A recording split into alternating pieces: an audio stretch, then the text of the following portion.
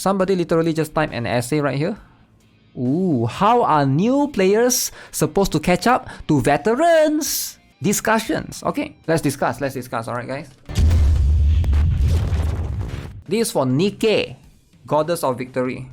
How can the new players catch up to veterans? Alright, we need to catch up to veterans. Alright, remember yesterday we saw a guy. So there's one account, level 542, right? And everything is max. Core 7, Core 7, Core 7, Core 7.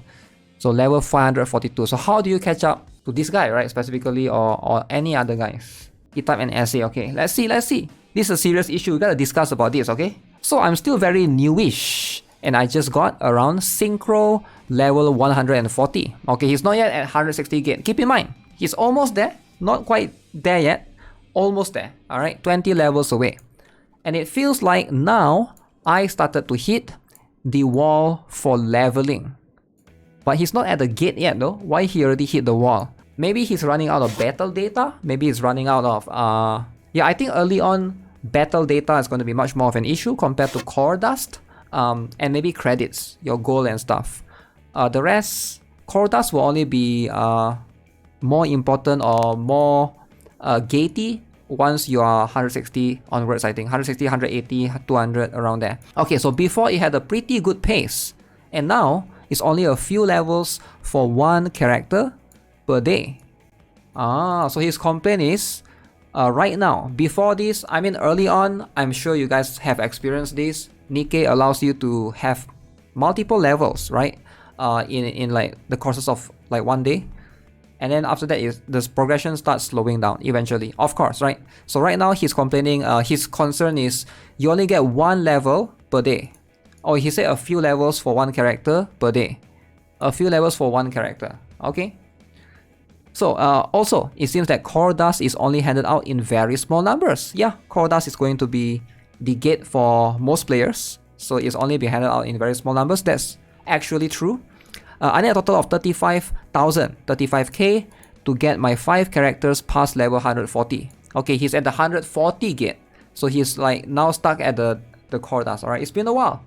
I was there a couple of months ago. It's been a while, okay? So I started focusing more on core dust, as I know that after level 200, battle data is pretty much useless. Yes, core dust is going to be the determining factor. But by going for the battle data from events and material boxes, it's just going to take even longer to reach a higher level. Wait, what?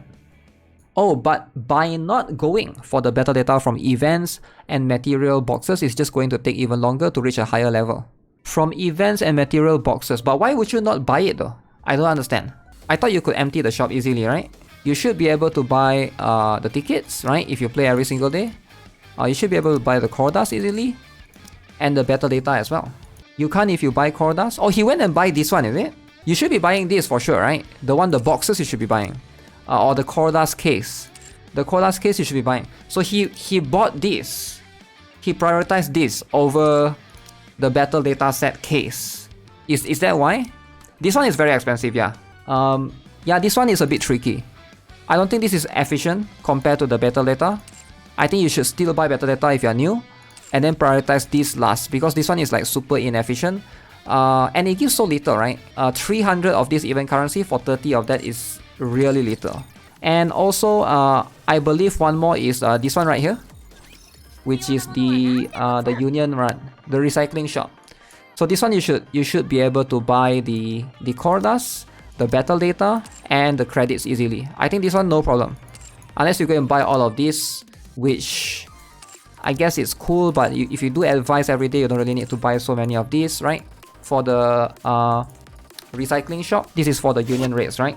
So let's have a look. I guess that's one of the mistakes that he did. He didn't buy the battle data.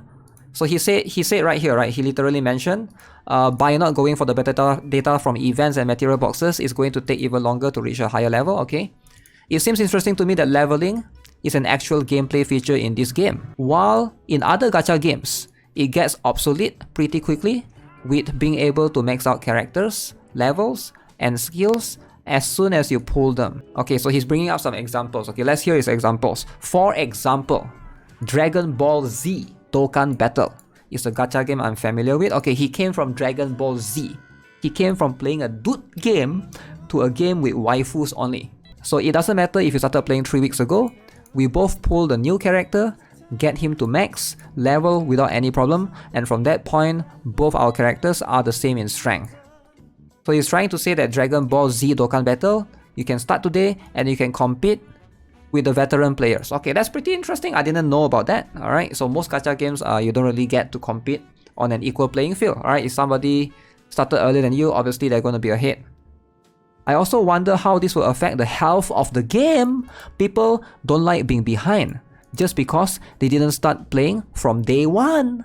If I'm wondering how I'm able to catch up with being about 9 months behind, how is someone going to feel behind being 3 years behind everyone else?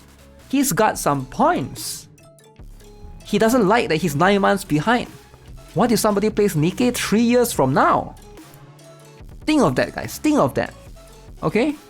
On the World of Warcraft Classic subreddit, there's so many posts of people asking if it's too late to start playing now, just because they probably don't want to get into the game if it means there's no way of catching up to the rest. This isn't a reason for me to quit. I like the game a lot and I'm really hooked on the story, which is also going to slow down because leveling. Being behind never bothered me that much, but I'm sure it does and will bother people in the future. Damn, it never bothered. Guys, keep in mind, he typed all of this essay. It's not that big of a... It doesn't bother him at all, alright? It's not that big of a deal. He's just curious. He's just here to type an essay and being curious as well.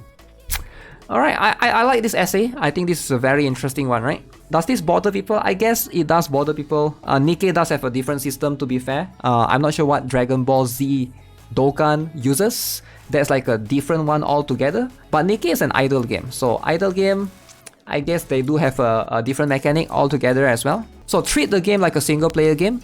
You will never catch up to early whales.